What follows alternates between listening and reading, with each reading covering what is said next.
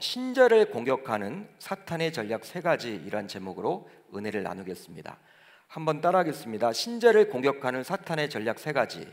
신자를 공격하는 사탄의 전략 세 가지. 이란 제목으로 은혜를 나누겠습니다.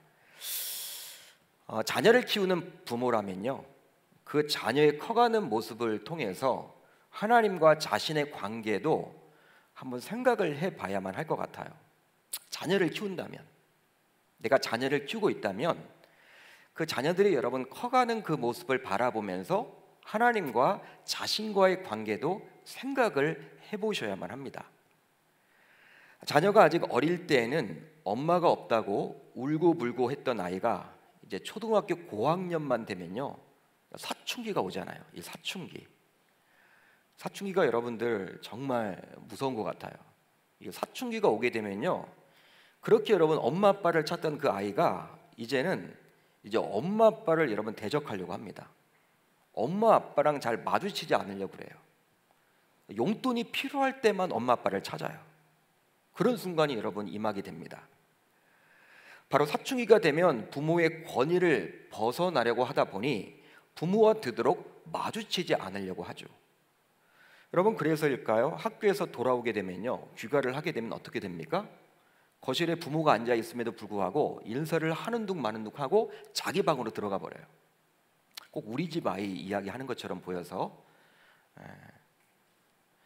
여러분, 대부분의 여러분 아이들이 그렇죠. 인사를 하는 둥 마는 둥, 목소리도 왜 그리 작은지, 유령하고 여러분 이야기하는 것처럼 느껴지죠. 뭐 이런 이야기도 있잖아요. 우수지개 소리가 있잖아요. 북한의 김정은이 여러분 가장 무서워하는 게 우리나라의 중학교 2학년 아이들이다. 중2는 어떻게 할 수가 없다. 여러분, 중2 정말 우리 교사 선생님들이 계시다면요, 좀 대단한 것 같아요. 저도 여러분 중등부 아이들을 놓고 설교를 하라고 하면요, 예전에 조윤기 목사님이 이런 얘기를 하셨어요. 여러분, 목회 베테랑이죠. 뭐 정치 구단만 있는 게 아니라 목회 구단 아닙니까? 그분이 뭐 전 세계에서 가장 큰 교회를 목양했는데, 그분이 이런 여러분 간증을 했어요. 중등부 아이들이 모여 있는 곳에 가서 자기는 말씀을 못 전하겠대요. 여러분, 어떤 의미인지 아시겠죠? 그만큼 여러분 이 중등부 담당 교육자나 이 교사들은요 탁월한 것 같아요. 말이 잘 안 통하잖아. 목소리도 여러분 얼마나 작은지. 그러니까 인사를 하는 둥 마는 둥 하고 자기 방으로 들어가서 잘 나오지도 않아요. 잘 나오지도 않습니다. 여러분, 이런 자녀를 바라보는 부모는 참 답답하죠. 답답해요. 여러분, 속이 너무나 여러분 타들어갑니다. 그런데 하나님의 자녀지만 하나님과의 관계가 이 파괴되었을 때에도 동일한 일이 일어나곤 해요. 동일한 일이 일어나곤 합니다. 바로 하나님의 자녀이지만 하나님을 슬슬 피하려고만 하죠.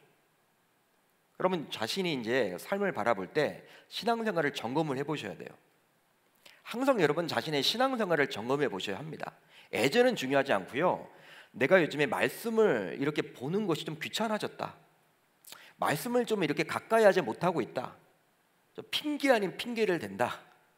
예전에는 말씀 보는 것이 너무나 이 꿀송이처럼 달았는데 요즘은 그렇지 않다.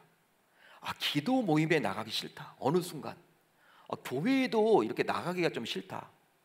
물론 여러분, 이 영상으로 지금 예배를 드리는 모든 분들도 이 코로나만 아니면 다 나오시리라 믿지만, 여러분 자신의 신앙을 이렇게 점검해 봤을 때 자꾸 이런 마음이 든다면요, 하나님과의 관계에 지금 문제가 있는 거예요. 문제가 여러분 있기 때문에 말씀을 여러분 가까이 하지 못하고 있는 것이고, 기도 생활도 여러분 하기 싫은 것이고, 교회의 중심의 삶을 살지 못하는 것이죠. 찬양도 여러분 잘 부르지 않죠. 여러분, 오늘 본문 8절을 보세요. 8절을 보시면 알 수 있듯이 마치 아담과 하와가 하나님이 그만 선악을 알게 하는 나무 열매를 먹고 난 후 여호와 하나님의 낯을 피하려고 한 것과 같습니다. 여러분, 자 이제 8절을 한번 같이 읽어봅니다. 시작. 그들이 그날 바람이 불 때 동산에 거니시는 여호와 하나님의 소리를 듣고 아담과 그의 아내가 여호와 하나님의 낯을 피하여 동산 나무 사이에 숨은지라. 그날이 여러분 어떤 날입니까? 그들이 그날, 여러분 그날이 뭐예요? 선악을 알게 하는 나무의 열매를 따먹은 날이에요. 그날이에요, 그날. 그날에 아담과 그의 아내가 어떤 행동을 취했습니까? 여호와 하나님의 낯을 피하여 동산 나무 사이에 숨었다라고 나와 있어요. 하나님의 낯을 피한 거예요. 여러분, 이것을 통해서 무엇을 알 수 있냐면, 여러분, 그 선악을 알게 하는 나무의 열매를 따먹기 전에는 하나님의 낯을 피하지 않았음을 알 수 있는 것이죠. 마치 여러분, 영적인 사춘기가 이제 임하게 된 거예요. 영적인 사춘기가 임해서 이제 부모랑 여러분 마주치기 싫은 거예요. 부모의 권위 아래 순종하기 싫게 된 거예요. 여러분, 이런 삶이 바로 그 당시의 삶이었습니다. 아담과 하와가 죄를 짓고 난 다음에. 이것이 바로 죄죠, 여러분. 하나님의 말씀에 대한 인간의 불순종이 되자 하나님과 인간의 관계는 금이 가기 시작했어요.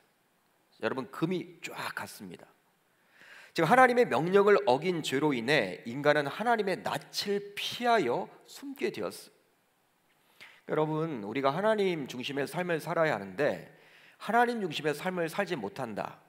여러분, 어떤 이유 때문에 살지 못하게 되냐면요, 이 죄로 인한 거예요.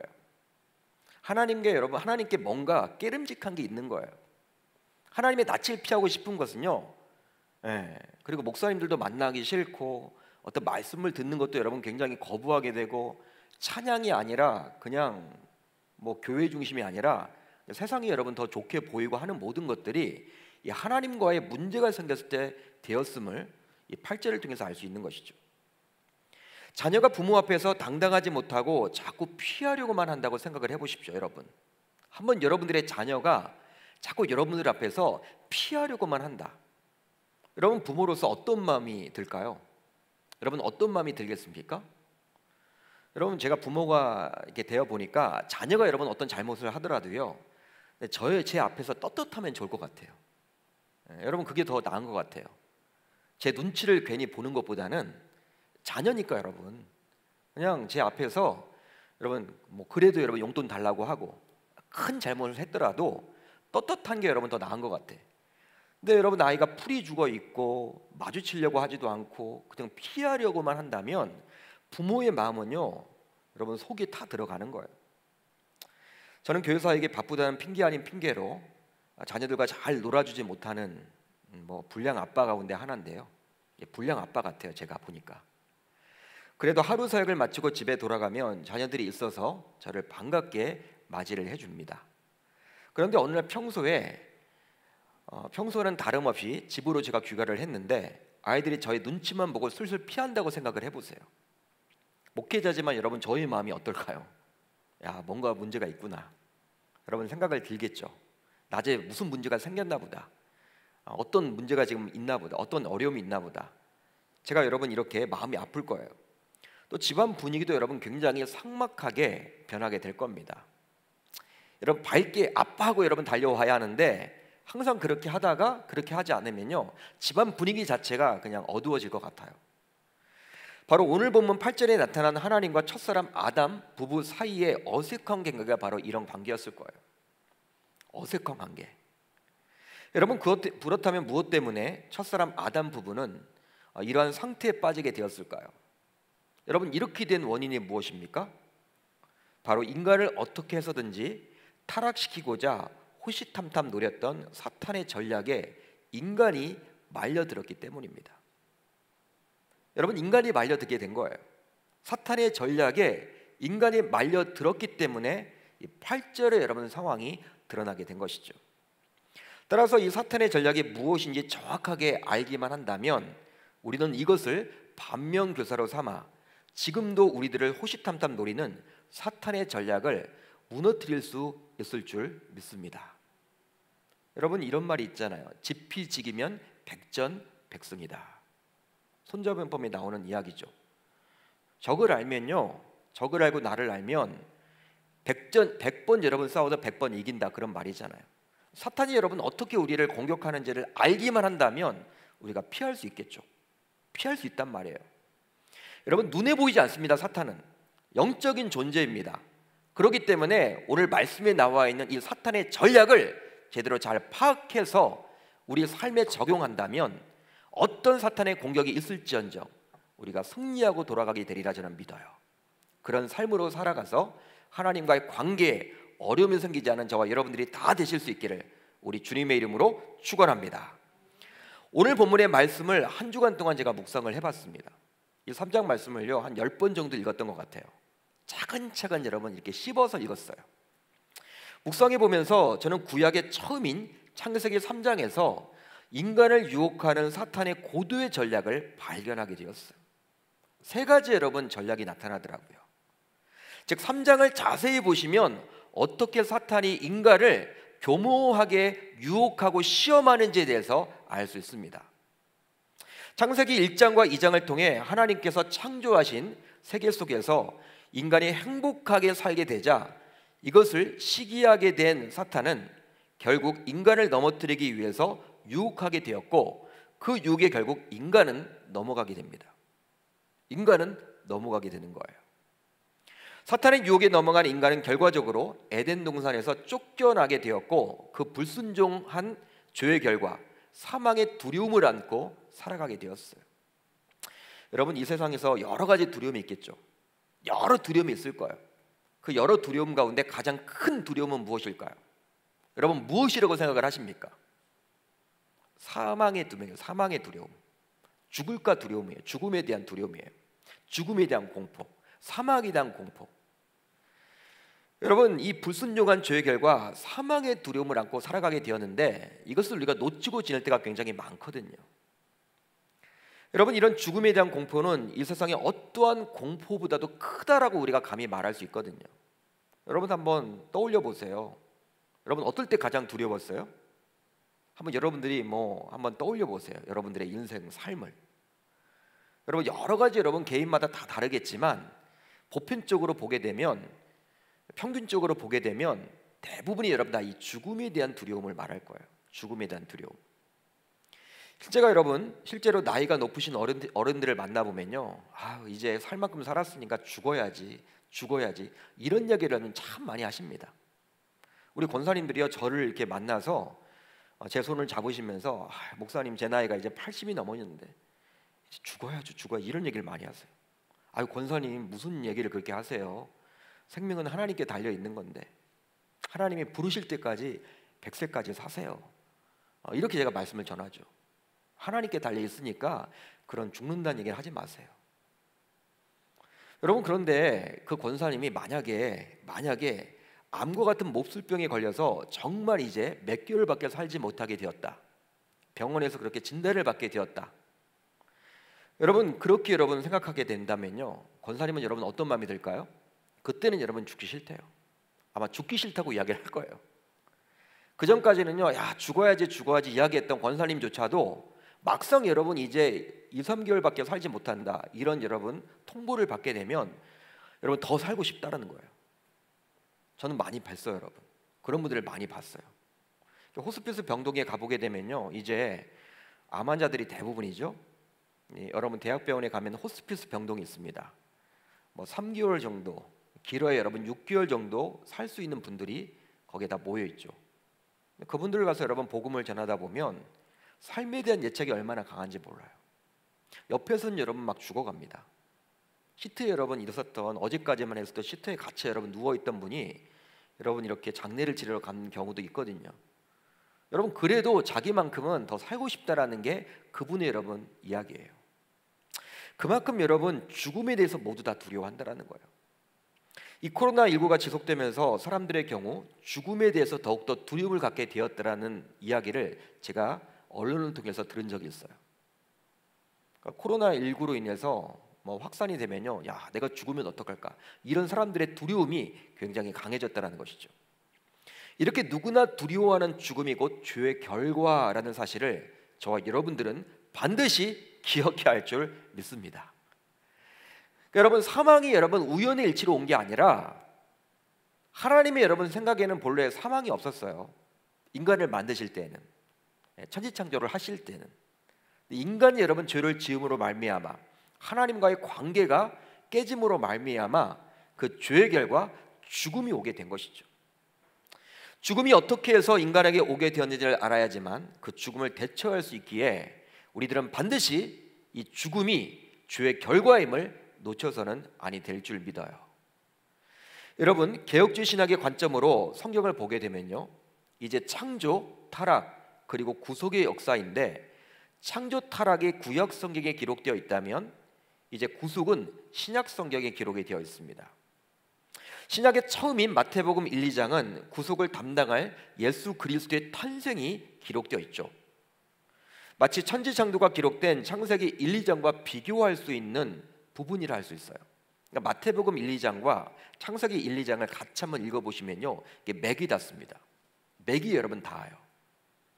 여러분, 마태복음 4장에는 공생의 사역을 앞두고 40일 주야로 광야에서 금식한 예수 그리스도를 사탄이 이제 시험을 하게 되는데요, 그런데 창세기 3장에서 첫사람 아담은 그 사탄의 시험에 넘어졌지만 둘째 아담인 예수 그리스도는 그 시험을 하나님의 말씀으로 넉넉하게 이겨냅니다.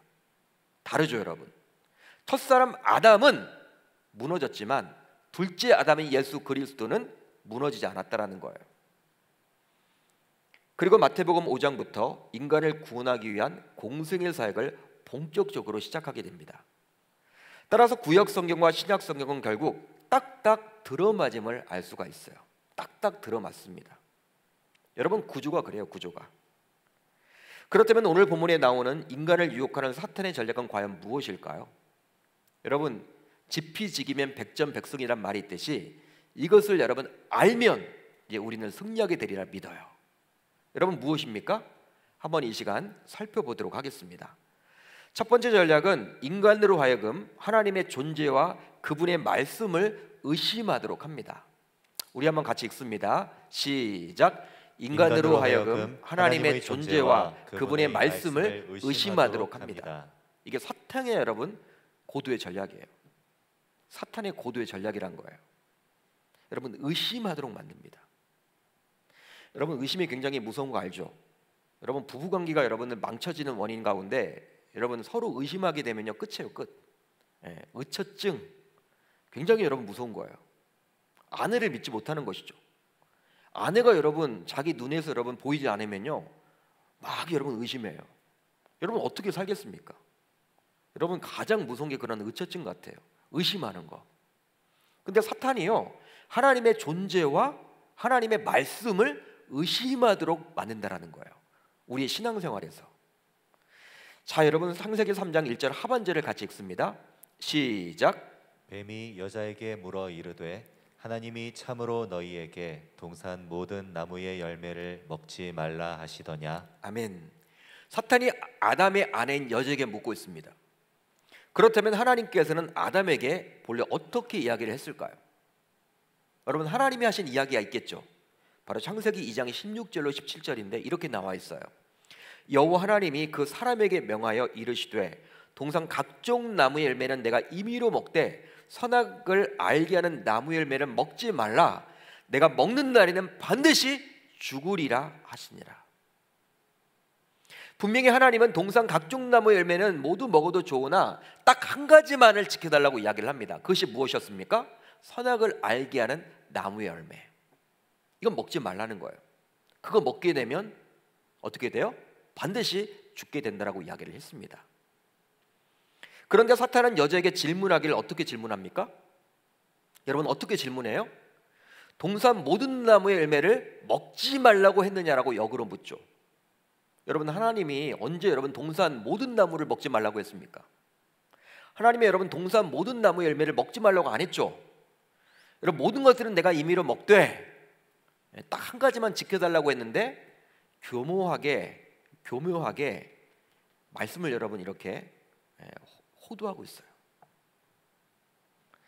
여러분, 창세기 2장을 보면 아마도 여자는 아담을 통해서 하나님의 명령을 들었기에 남편을 통해서 들었던 이런 명령을 자신이 잘못 들었다라고 여길 수도 있겠죠. 여러분, 이 하와의 입장에서는요, 남편을 통해서 하나님의 음성을 들었잖아요. 그렇기 때문에 내가 잘못 들었나 보다 이렇게 여러분 판단할 수 있잖아요. 그렇기 때문에 여자는 사탄의 시험에 넘어갔다 하더라도 직접 하나님으로부터 명령을 들었던 아담은 아무리 사랑하는 아내가 자신에게 선악을 알게 하는 나무의 열매를 주었다고 해서 그걸 먹어서는 아니 되겠죠. 왜? 하나님으로부터 직접 말씀을 들었기 때문에. 그러니까 아담은 여러분 변명할 거리가 있는 거예요. 자신이 잘못 들었다. 누구를 통해서 들었으니까? 여러분 한 단계를 거쳐서 들었잖아요. 남편을 통해서 여러분 거쳐 들었잖아요. 여러분 우리가 보면 말씀 들을 때도 보면 말씀을 전달할 때 여러분 굉장히 잘해야 돼요. 굉장히 여러분 잘 전달해야 돼요. 근데 여러분 말씀을 전하다 보면요, 이제 뭐 주어 뭐 다 동사 다 놓치고 여러분 나중에는 정말 이 뜻이 여러분 해석이 안 되는 말씀을 전할 때도 굉장히 많죠. 예. 여러분 하와의 입장에서는요, 내가 남편을 통해서 잘못 말씀을 들었구나. 내가 이렇게 실수를 했네. 이렇게 여러분 이야기할 수도 있을 것 같아요. 하와 편에서는 물론 해서는 안 되겠지만. 그렇지만 아담은요, 아무리 살아가는 아내가 그 선악을 알게 하는 나무 열매를 주었다고 하더라도 하나님의 말씀을 직접 들었단 말이에요. 직접 들었기 때문에 이건 먹으면 안 되지, 거부를 했어야 돼요. 당신 큰일 나, 왜 먹었어? 오히려 여러분 아내를 추궁해야 되는데 자신도 여러분 거기에 동참했다라는 데 더 큰 문제가 있는 거예요. 알면서 여러분 먹었던 것이죠. 알면서 먹은 거예요. 알면서 따먹은 거예요. 하와는 여러분 헷갈렸기 때문에, 남편을 통해서 여러분 얘기를 들었기 때문에 헷갈리면서 여러분 먹을 수도 있을 것 같아. 이게 알면서 먹었는지 헷갈려서 먹었는지 여러분 잘 몰라, 판단할 수가 없지만, 여러분 이 아담의 입장에서는요, 판단 자체가 되잖아요. 분명히 들었잖아요, 하나님 말씀. 알면서도 따 먹었다라는 거예요. 결국 이것은 아담과 하와 모두 사탄의 유혹에 넘어간 거예요. 결국 그렇습니다. 사탄은 아담과 하와가 하나님의 명령에 의문을 품게 함으로써 그들이 쉽게 명령을 어기도록 한 거예요. 그렇습니다. 사탄의 전략은 사람으로 하여금 하나님과 하나님의 말씀을 의심토록 합니다. 이게 사탄의 전략이에요. 하나님의 존재와 하나님의 말씀을 의심토록 하는 거예요. 그런데 여러분 흥미로운 사실은요, 사탄이 광야에서 예수 그리스도를 시험할 때에도 이 전략을 그대로 펼쳤다라는 사실입니다. 마태복음을 봅시다. 여러분 마태복음 4장 3절을 보면 이렇게 나와 있어요. 우리 한번 같이 읽어봅니다. 시작. 시험하는 자가 예수께 나와서 이르되 내가 만일 하나님의 아들이어거든 명하여 이 돌들로 떡덩이가 되게 하라. 아멘.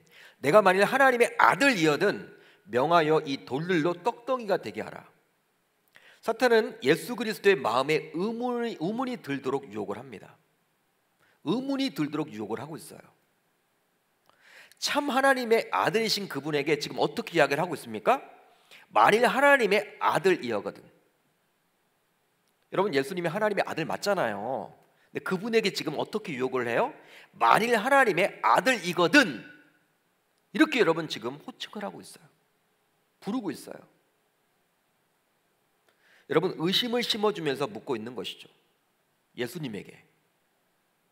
여러분 하나님의 아들이라는 정체성이 흔들리게 된다면 메시아로 이 땅에 오신 그리스도께서 과연 공생의 사역을 제대로 감당할 수 있겠습니까?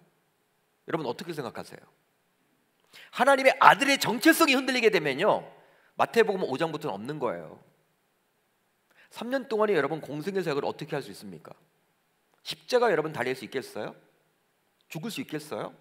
하나님의 아들이라는 정체성이 흔들린다면 여러분 그런 의심이 들도록 지금 하고 있는 거예요, 사탄이. 예수님이라고 육신의 몸으로 이 땅에 오셨기에 인간이 가진 감정을 모두 가지고 있었습니다. 한마디로 죽음에 대한 두려움조차도 있었을 텐데요, 이런 하나님의 아들이라는 정체성이 흔들리게 된다면 당연히 공생의 사역은 물거품이 되고 십자가 여러분 다릴 수도 없어요. 왜? 죽음에 대한 두려움 때문에. 죽음에 대한 두려움 때문에. 여러분 이것을 모를 리가 없는 사탄은 이제 예수님의 정체성을 뒤흔들고 있는 거예요. 의심이 들도록 하는 거예요. 의심이. 야, 내가 진짜 하나님의 아들이 아니면 어떡하지? 이런 의심이 들도록 하는 거예요. 보통 어떤 사실에 대해서 상대방의 확신을 가지고 강하게 자꾸 말을 하다 보면요, 자신도 모르게 자신이 알고 있었던 것이 혹시 잘못 알고 있었던 것은 아닌지 자기 자신을 의심하게 돼요. 여러분 누군가 대화를 하는데 하도 여러분 옆에 있는 분이 강하게 이야기를 하면요, 확신을 가지고 이야기를 하면요, 내가 지금까지 아니라고 했던 부분이 내가 잘못 알았나? 여러분 이렇게 생각이 든단 말이에요. 어떤 의미인지 아시겠죠 여러분? 사탄은 예수 그리스도에게도 이러한 전략을 가지고 공격을 하고 있는 거예요. 의심이 들도록 하는 거예요. 사탄은 예수 그리스도가 자신의 정체성에 대해서 의심하길 기대했던 것이죠. 그렇지만 이런 사탄의 전략은 완전히 실패하고 맙니다. 사랑하는 성도 여러분, 사탄이 당신으로 하여금 죄를 짓도록 유혹할 때마다 그 첫 번째 전략은 지금까지 믿고 왔던 것에 대해서 의심을 가지도록 하는 거예요. 의심을 갖도록 하는 겁니다, 여러분. 힘든 시기를 보낼 때에는 신자로서 하나님의 자녀라는 정체성과 하나님의 말씀에 순종하면 복을 주신다는 사실을 반드시 기억해야만 하지만 이것에 대해서 사탄은 의심하도록 하는 거예요. 여러분, 저와 여러분들은 하나님의 자녀입니다. 여러분, 아멘입니까? 동의가 되시면 아멘 하세요. 여러분, 이거 자체를 여러분 흔들어 버리는 거예요. 흔들어 버리는 거예요. 여러분, 하나님의 자녀라는 정체성이 흔들리게 되면요, 이제 구원의 확신도 없어져요. 세상을 살아가면서 세상 사람들과 별반 다를 바가 없게 되는 거예요. 여러분, 하나님의 자녀라는 정체성이 얼마나 중요한데요. 그것만큼 중요한 것이 여러분 어디 있겠습니까? 예수님이 여러분 하나님의 아들이 맞잖아요. 그 자녀가 맞잖아요. 근데 그걸 지금 흔들어 놓는 거예요. 이건 하나님의 존재에 대한 의심, 하나님의 말씀에 대한 의심. 여러분, 하나님의 아들이라는 여러분 그 정체성, 그 존재에 대한 의심, 자꾸 여러분은 이런 의심을 갖도록 만든다는 것이죠. 따라서 우리가 지속적인 말씀과 기도 생활을 하지 않게 되면 우리들 모두 이런 사탄의 유혹에 넘어가기가 쉽게 되는 거예요. 예수님께서는 40일간 주야로 금식 기도를 하셨던 상황이었습니다. 여러분, 마태복음 4장을 보게 되면요, 40일 동안 금식 기도를 하고 난 다음에 이런 사탄의 유혹을 받게 돼요. 여러분, 그러했기에 성령 충만한 상황이었기에 사탄의 유혹조차도 말씀을 기억해내므로 그 말씀으로 극복할 수가 있었다는 사실을 우리들 모두 놓쳐서는 아니 될 줄 믿습니다. 두 번째 전략, 바로 인간으로 하여금 하나님의 말씀을 지레 짐작하게 만듭니다. 한번 따라합니다. 인간으로 하여금 하나님의 말씀을 지레 짐작하게 만듭니다. 여러분, 창세기 3장 4절 하반절을 보면 이렇게 나와 있죠. 너희가 결코 죽지 아니하리라. 사탄이 여자에게 이야기한 내용이에요. 그렇다면 하나님께서는 선악을 알게 하는 나무의 과실을 먹게 된다면 인간에게 어떠한 일이 벌어질 것이라고 했었습니까? 여러분, 인간에게 어떠한 일이 벌어질 거라고 했어요? 창세기 2장 17절을 보면 나와 있죠. 한번 같이 읽습니다. 시작. 선악을 알게 하는 나무의 열매는 먹지 말라. 내가 먹는 날에는 반드시 죽으리라 하시니라. 하나님께서는요, 죄가 사망에 이르게 할 것이라고 분명히 밝혔어요. 말씀해 주셨어요. 죄가 사망에 이르게 할 것이다. 자, 반드시 죽으리라. 이 구절에 여러분 주목을 해보세요. 반드시 죽으리라. 예외가 있습니까? 없습니까? 있는 것입니까? 없는 것입니까? 없는 거죠. 반드시 죽으리라. 그러나 사탄은 하와에게 죄를 지을 결과가 굉장히 과장되었다고 말하면서, 죄를 지은 결과가 굉장히 과장되었다고 말을 하면서 하와로 하여금 하나님의 말씀을 지레 짐작하도록 만들어요. 이게 어떤 말이냐? 여러분, 사탄은 이렇게 말을 합니다. 이런 뜻이에요. 지금 여러분 하와를 유혹하고 있는데 이런 뜻으로 유혹을 하고 있습니다. 하와야, 단지 한 번 불순종한 것이 죽음과 같은 극단적인 결과를 낳는다는 것을 내가 정말로 믿는 것은 아니지. 야, 네가 한 번 이렇게 실수했다고 해서, 불순종했다고 해서 죽음이라는 극단적인 처벌을 받게 된다? 그거 진짜 믿는 거 아니지? 하나님 너 사랑하잖아. 너의 아버지 되시잖아. 하나님이 너를 만드셨잖아. 너를 사랑하시는데 사랑하시는 분이 한 번 실수를 했다고 너를 죽이기까지 하겠어? 죽이지 않을 거야. 여러분, 지레 짐작하도록 지금 유혹하고 있는 거예요. 그런 식으로. 사랑하는 성도 여러분, 이런 사탄의 전략이 어디로 향하고 있는지 확인하기란 그리 어려운 일이 아닙니다. 사탄은 하와가 하나님의 은총을 기대요, 하나님의 은혜를 기대요. 야, 이 정도는 괜찮을 거야. 뭐 이 정도, 하나님이 말씀을 하셨지만, 하나님은 하나님이시고 항상 말씀하시는 분이고, 내가 지금까지 이렇게 잘 살아왔는데, 이렇게 순종해 왔는데, 그거 한 가지 불순종한다고 해서 그거 한 가지 불순종한다고 해서 그 은혜가 많으신 하나님, 은총을 베푸시는 그 하나님께서 나를 어떻게 벌을 주겠어? 스스로 여러분 지레 짐작하도록 유혹하고 있는 거예요. 즉 하나님은 불순종의 대가로 죽음을 주신다고 했지만 결국 하나님은 너를 사랑하고 계시지 않니? 그러니까 하나님이 어떻게 너에게 그런 감당하기 힘든 일이 생기도록 하실 수가 있단 말이야? 말이 되지 않잖아. 한번 생각해봐. 하나님이 과연 너를 벌 주겠어? 너를 죽이기가 하겠어?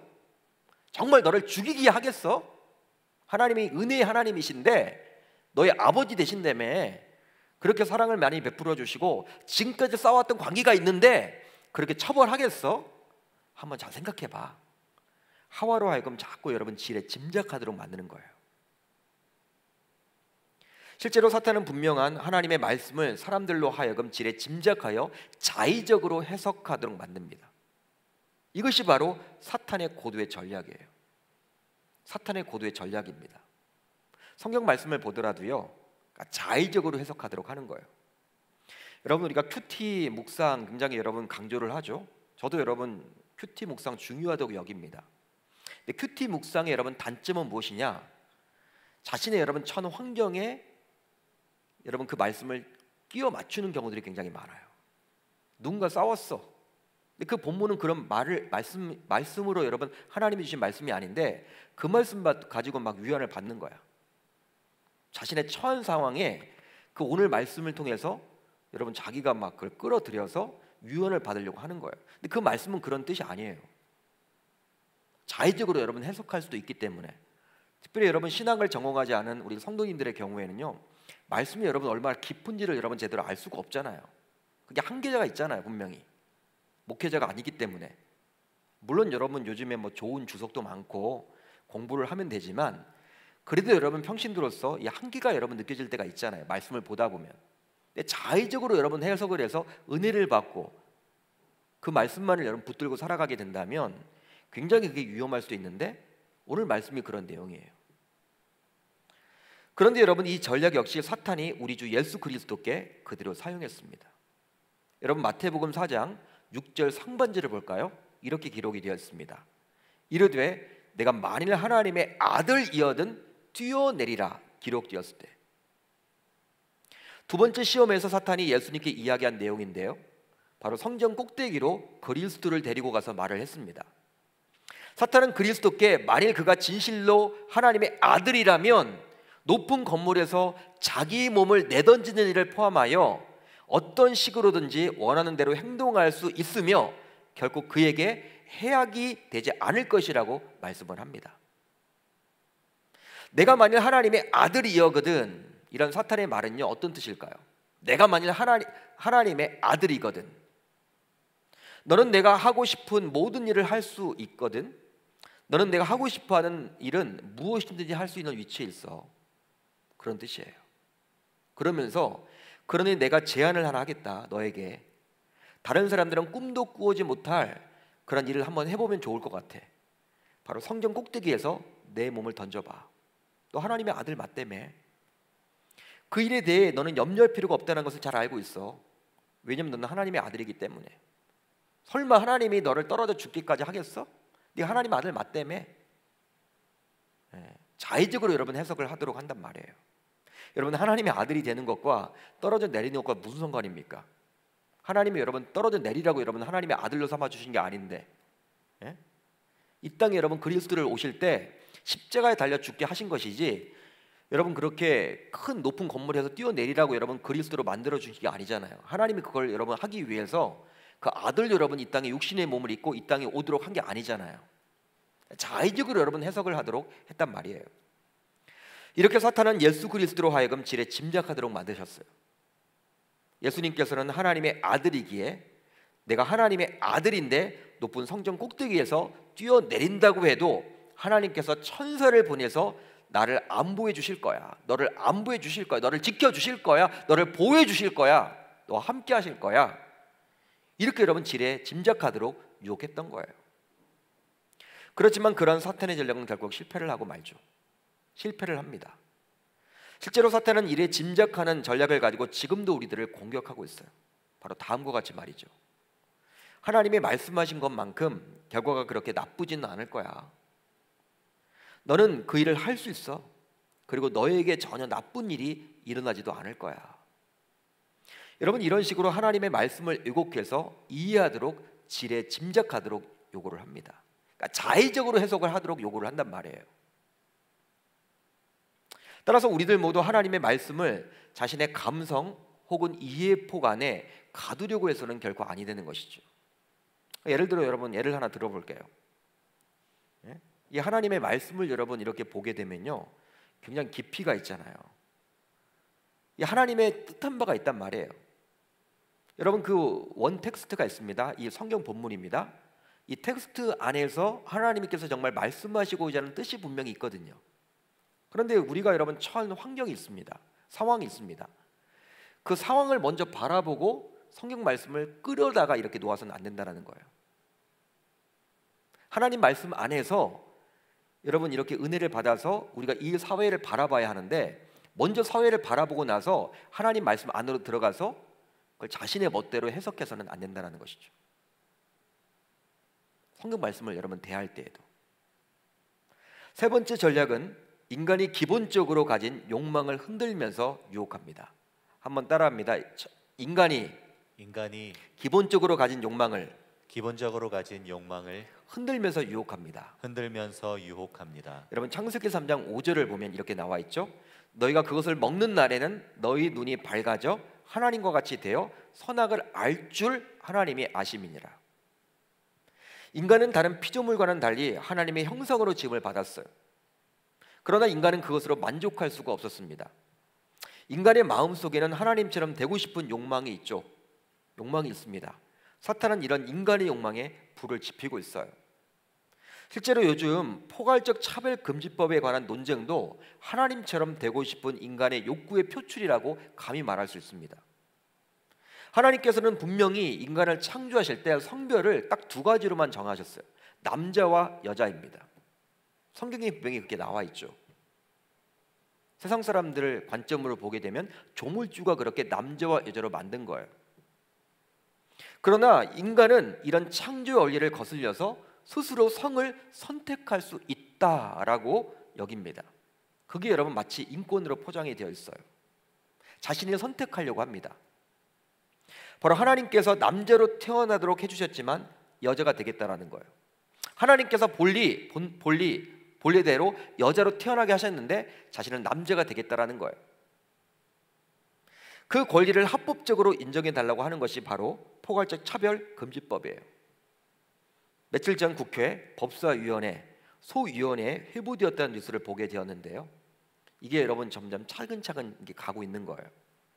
코로나로 인해서 위축된 한국교회 분위기와 맞물려서 어느 때보다도 이 포괄적 차별금지 법안이 국회에 상정되어서 통과될 가능성이 굉장히 높다고 하니 정말 기도가 많이 필요한 시기입니다. 기도를 정말 많이 해주셔야 돼요. 그런데 여러분, 놀라운 것은 사탄조차도 그리스도를 유혹할 때 이 욕망의 문제를 가지고 시험을 했다라는 점이에요. 동일합니다, 여러분. 이 창세기 3장과 마태복음 4장을 보게 되면 연결이 돼요. 사탄은 그리스도에게 천하 만국과 그 영광을 보여주면서 이렇게 제안을 하죠. 마태복음 4장 9절입니다. 이르되 만일 내게 엎드려 경배하면 이 모든 것을 내게 주리라. 사람이란 게 여러분 누구나 형통하기를 원하잖아요. 성공하기를 기대하잖아요. 솔직히 여러분, 성공 싫어하는 사람이 어디 있습니까? 여러분, 성공 싫어하는 사람이 어디 있어요? 20평대 아파트를 살고 있으면 30평대 아파트를 부러워하고 30평대 아파트를 살고 있으면 40, 50평대 아파트를 갖고 싶은 게 바로 인간의 마음이잖아요. 욕구잖아요. 이런 인간의 욕망을 사탄은 언제나 틈을 노리고 공격한다는 거예요. 여러분, 우리가 보면요, 언론을 통해서 살펴보고 있죠. 단돈 여러분들 뭐 그렇게 높은 장차관까지 올라가는데 야, 수백만 원의 뇌물을 받아가지고 자신의 그냥 월급이 더 많을 텐데 수천만 원 때문에 감옥에 가요, 여러분. 장차관이. 우리가 보면 여러분 이해가 안 되죠. 근데 인간이 여러분 그렇다라는 거예요. 인간이 더 갖고 싶은 거예요. 그렇습니다. 사탄의 근본적이면서도 헛된 목표는 하나님의 권위를 뒤엎어 버리는 거예요. 실제로 사탄은 우리가 하나님의 자리를 차지해야 한다고 계속해서 유혹합니다. 사탄이 이렇게 유혹하는 이유는 우리를 위해서라기보다는 하나님에 대한 깊은 증오심 때문인데요. 즉 사탄은 자신의 원수를 갚고자 하나님이 가장 사랑하는 자녀들을 유혹해서 그 원수 갚는 것에 동참하도록 합니다. 그러니까 저희들을 이용해 먹으려고 하는 거예요. 자신이 여러분 하나님 앞에 직접 이렇게 증오심을 가지고 있는데 하나님이 가장 사랑하시는 우리들을 꼬셔가지고 자신들의 여러분 대열에 합류하도록 하는 거예요. 하나님은 여러분 굉장히 마음이 아프겠죠. 사랑하는 아들이 자신의 편이 아니라 사탄의 편에 가 있으니까. 사탄은 우리를 유혹할 때 하나님께서 우리에게 무엇이 선한 것이고 무엇이 악한 것인지 직접 지시하실 필요가 없다며 우리의 교만한 마음을 자극합니다. 사탄의 메시지는 그래요. 너 자신에게 무엇이 옳은지는 내가 결정해라. 네가 판단해라. 네가 결정하고 네가 판단해. 우리들에게 여러분 그걸 요구하는 거예요. 그러다 보니까 과학이란 이름하에 벌어지는 인간 복제. 여러분 과학이 얼마나 여러분들 이렇게 발달했습니까? 인간 복제. 여러분 인간 복제가 여러분 굉장히 막 인간을 여러분 실험해서 복제를 하려고 하잖아요. 복제를 인간까지 복제를 유전자 조작, 동성애. 영적으로 보게 되면 이 코로나 바이러스로 인해서 하나님이 여러분 그런 모든 연구소들을 다 지금 스톱시켰어요. 할 수가 없잖아요, 여러분.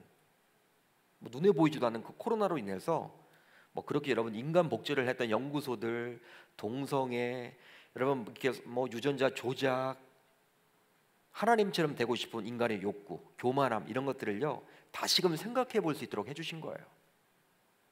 이제 말씀을 정리하겠습니다. 지금까지 살펴본 대로 사탄은 세 가지 전략을 사용해서 우리 신자들을 끊임없이 공격하고 있어요. 그러나 문제는 이런 사탄의 전략은 눈에 보이지 않는다라는 거예요. 그러다 보니 아무리 신자라고 하지만 영적으로 깨어있지 않으면 그 사탄의 유혹인지도 모르고 넘어가곤 합니다. 따라서 우리는 이런 사탄의 공격 전략을 반면교사로 삼아 넉넉하게 이겨내야 할 줄 믿습니다. 그러기 위해서는 우리들 모두 하나님께 시선을 고정시켜서 하나님께서 정말 무엇을 원하시고 무엇을 말씀하시고자 하는지에 대해서 잘 알려고 몸부림을 쳐야만 할 줄 믿어요. 이 밤 그런 삶을 살겠노라고 다짐하고 결단할 수 있기를 우리 주님의 이름으로 축원합니다. 축원합니다. 사탄이 여러분 고도의 전략이에요. 우리 인간이 하나님처럼 되고자 하는 그 욕망을 자꾸 여러분 터치합니다. 네가 결정해. 너의 인생은 네가 결정하는 거야. 네가 판단하는 거야. 하나님은요 그렇게 말씀하시지 않죠. 나와 상의해. 나와 상의하면 좋겠다. 여러분 하나님과 상의하는 이 밤이 되시기를 바랍니다. 여러분 내가 이사를 가더라도 정말 이사 문제 중요하죠. 어느 곳으로 이사를 가는가? 하나님과 상의하세요. 자녀들을 여러분 어느 대학에 보낼 건가? 하나님과 상의하세요. 사소한 문제처럼 보이더라도 하나님과 상의하는 여러분들이 되었으면 좋겠습니다. 여러분 영적인 마마보이가 되세요. 마마보이가 무엇입니까? 굉장히 여러분 부정적이죠. 나이가 여러분 뭐 30 됐는데도 엄마 찾잖아요. 영적인 마마보이는 좋은 거예요. 영적인 마마보이로 사세요. 하나님께 다 묻고 행동을 하세요. 한 단계 한 단계 나아갈 때 하나님께 묻고 움직이세요. 주님이 말씀하시면 가고 주님이 멈추라고 하면 멈추세요. 하나님께 시선을 고정시켜서 그렇게 살아가는 이 밤이 되시기를 우리 주님의 이름으로 축원합니다.